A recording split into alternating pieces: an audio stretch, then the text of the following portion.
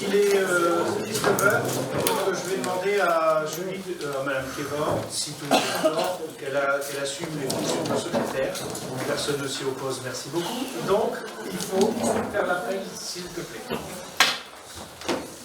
Bonsoir à tous. Monsieur Charles-Alexandre Prokopovitch.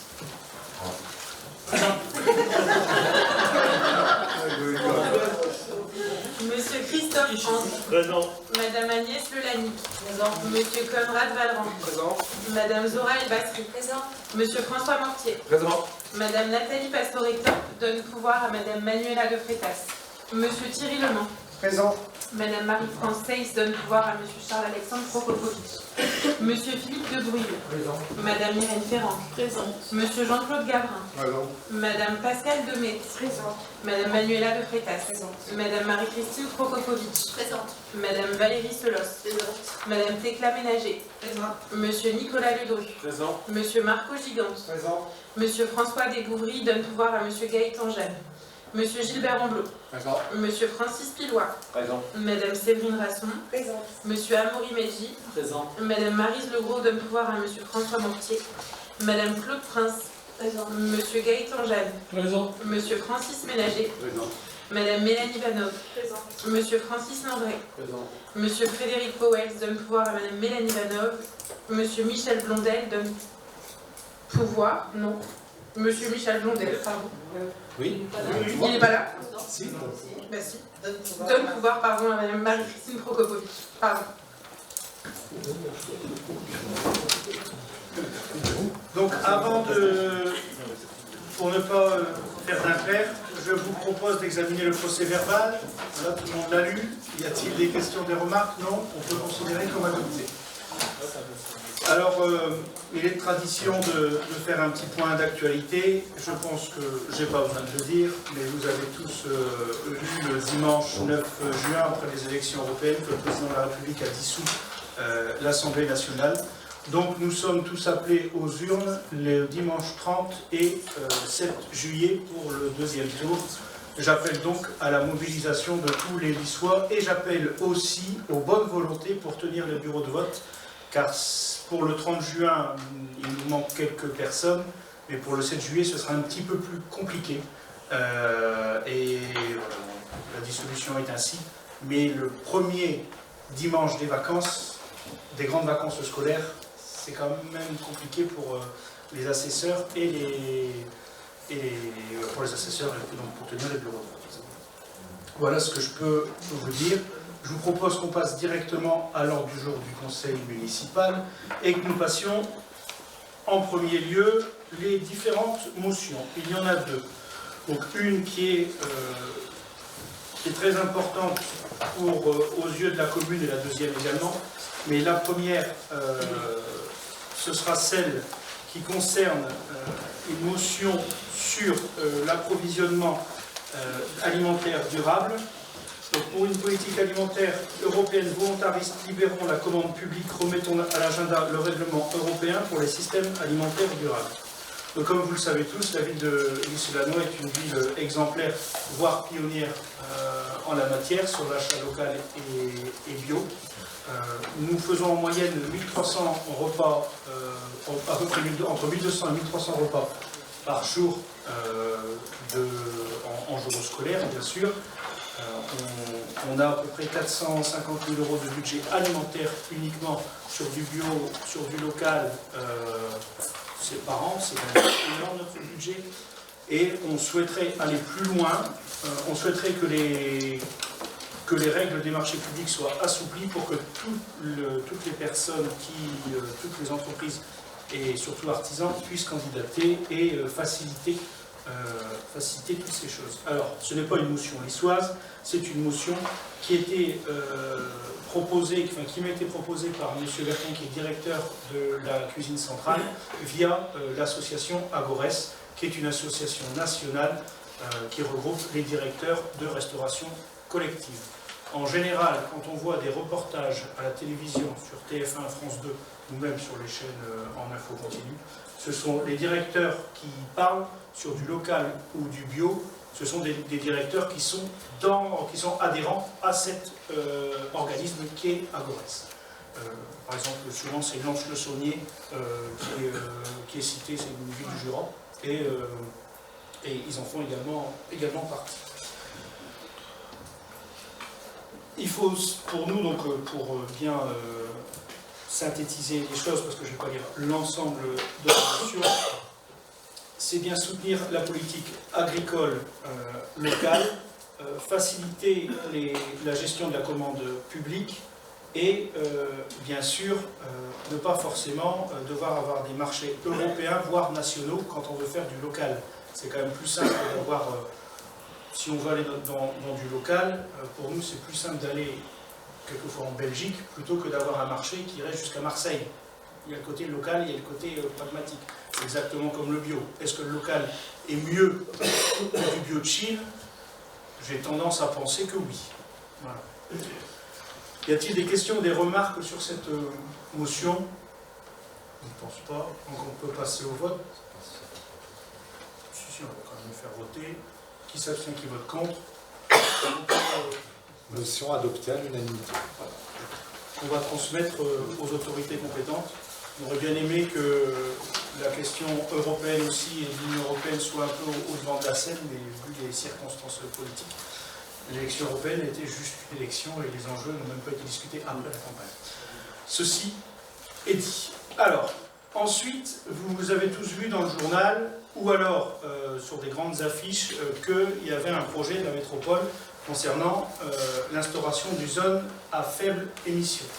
Zone à faible émission veut dire réduction de circulation pour les voitures qui sont en catégorie 5 et 4 et non classées. Les non classées, on le met à part, et voilà, c'est 4 et 5. Pour vous préciser la chose, moi j'ai voté contre déjà à la métropole sur cette question. Je vais lire l'ensemble de la délibération, il y a quand même des arguments qui sont quand même importants.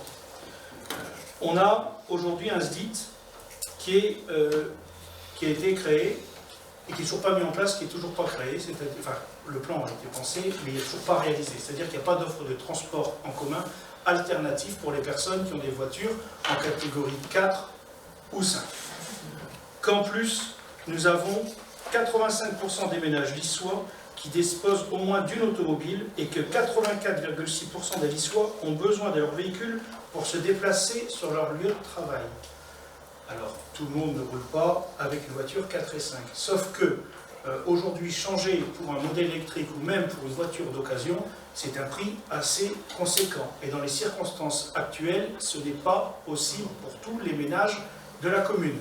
Alors, ce sont les ménages, mais c'est aussi peut-être la première voiture d'un jeune permis qui est étudiant, qui va faire ses études ou qui va faire ses petits boulots. On a également sur notre commune un parc d'activité qui est très important, le parc d'activité du versant nord-est, qui est soit 3e, soit 2e, suivant les classements en nombre d'emplois, où on a des horaires décalés et où on a aussi des salaires qui sont des salaires, voilà, c'est pas des 4 000, 3 000 euros, on est sur du SMIC. Donc avoir une voiture, c'est indispensable pour les travailleurs. Donc ça nous paraît compliqué de mettre en place cette zone à forte exclusion. Voilà, je lâche le mot, c'est une zone à forte exclusion parce que c'est un petit peu une chasse aux pauvres. Voilà, on ne va pas remettre en cause le classement 1, 2, 3 et 4 et 5. Mais entre une 205 et un nouveau Porsche Cayenne diesel, il y en a un qui est classé en 2 et il y en a une qui est classée en 5. Voilà, vous avez la réponse aussi. Donc je pense que dans le contexte actuel, il serait vraiment dangereux, les citoyens, pas forcément que les soient, mais c'est aussi un message qu'il faut comprendre, ne comprennent plus les décisions politiques et trouvent que les choses sont éloignées de leur quotidien.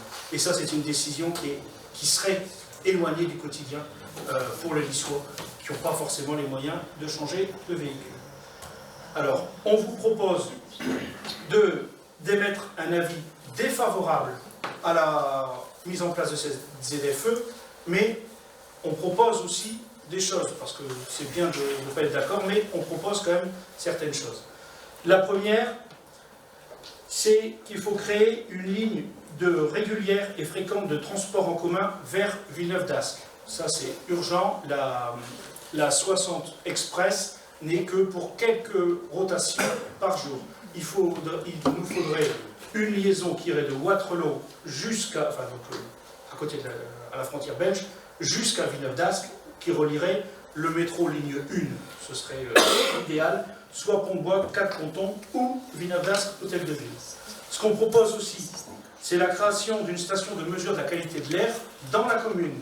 Parce que c'est bien beau de parler de qualité de l'air, mais nous, au niveau communal, on n'a pas les informations précises là-dessus. Et enfin, on parle toujours de coopération. Il serait quand même utile aussi de lier l'Eurométropole, car nous, en France, on a certes des voitures diesel et des voitures qui ont un certain temps, comme tout le monde. Par contre, on a très peu de centrales à charbon. Et je rappelle que les vents, ils viennent aussi de l'Est, donc ils viennent de Belgique, ils viennent d'Allemagne.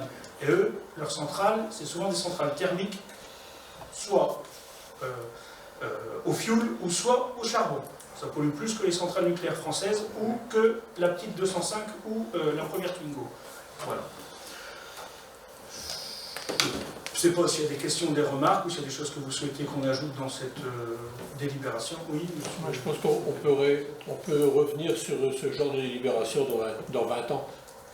Quand on aura fait les infrastructures, comme maintenant, comment on veut faire des pistes cyclables à laisser là par où on va passer. Est-ce qu'en mettant des restrictions, on ne va pas, encore une fois, défavoriser notre commerce? Les gens qui viennent à Auchan, ils ne viennent pas avec des fans de Cayenne. Non, mais... Les gens qui vont chez Aldi, pareil. Chez Lidl, pareil. C'est tous les gens qui... Donc c'est une délibération qui est trop vite. On est bien d'accord, et c'est pour ça que quand on parle de temporalité par rapport au schéma de ZIT avec le tram qui passerait sur... ce type de restrictions doivent être mis en place après la création, par exemple, de parking relais ou de choses de ce genre. Quand on voit qu'il faut 30 ans pour faire un parking en face... Ouais.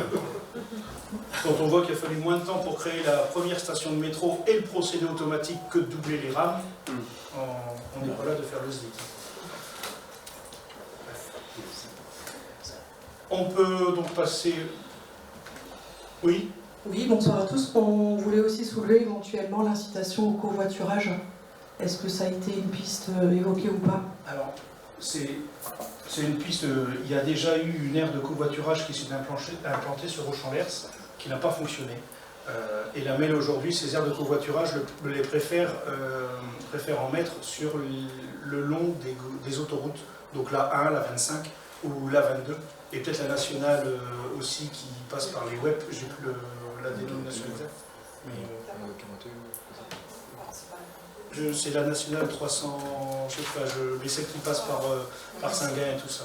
Mais on peut, si vous le souhaitez, on peut aussi ajouter dans la délibération et enfin dans la motion une incitation aussi de la métropole sur le covoiturage et aider à lancer à développer plutôt le covoiturage. Est-ce que cette idée vous plaît? Non, je ne pense pas. Donc on peut l'ajouter, on réécrira et on vous proposera la rédaction demain. Tout le monde est d'accord? Donc on peut passer au vote. Qui s'abstient? Qui vote contre?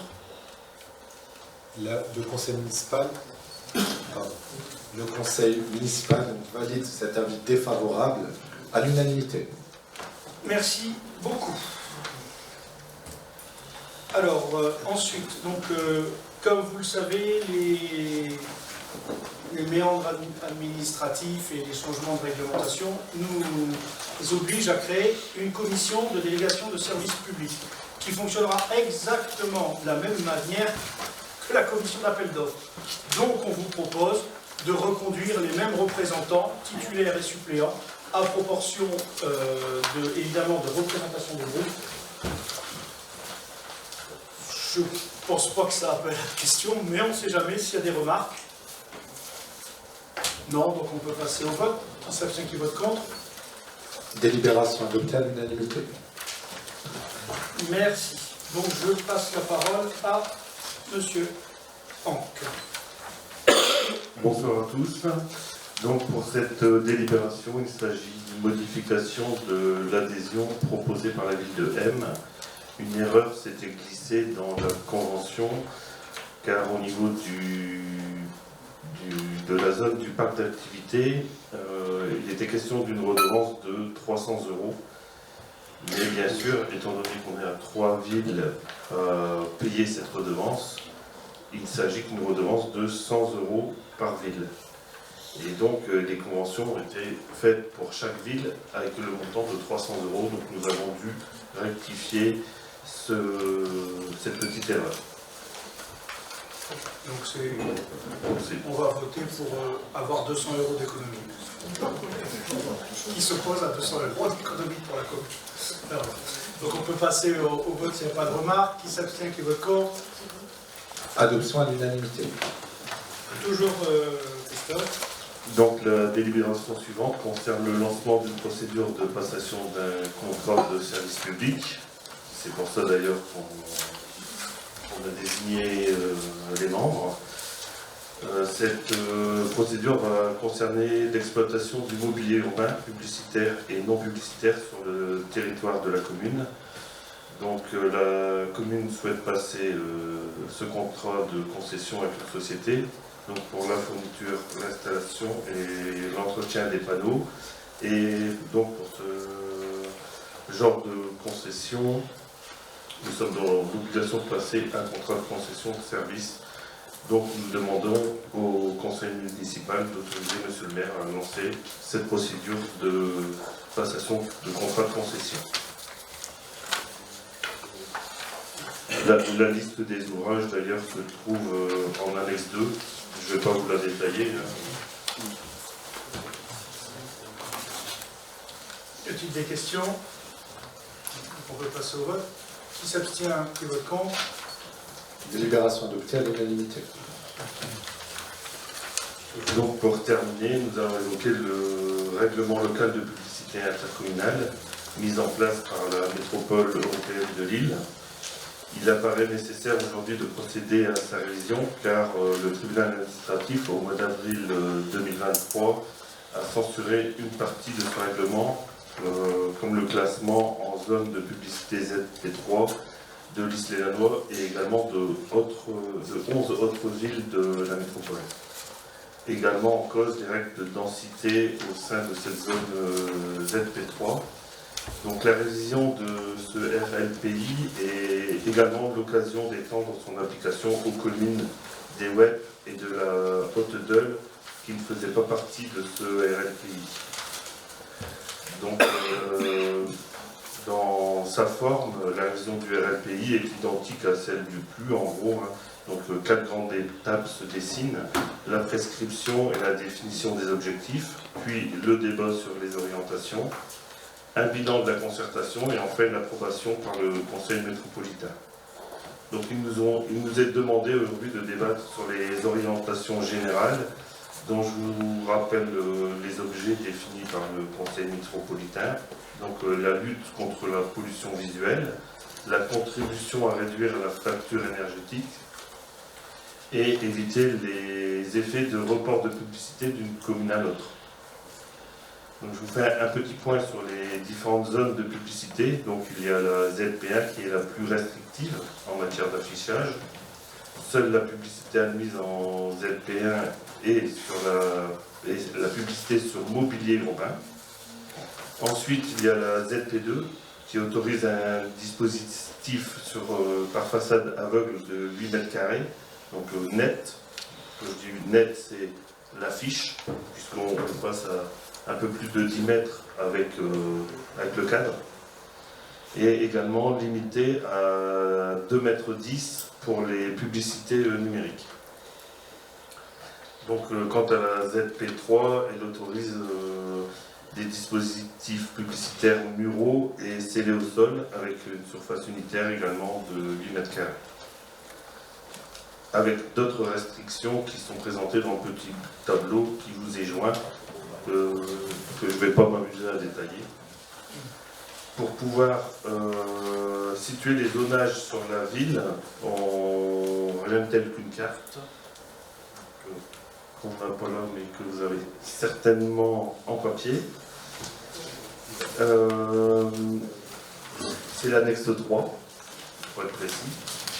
Donc je vais vous en détailler un petit peu.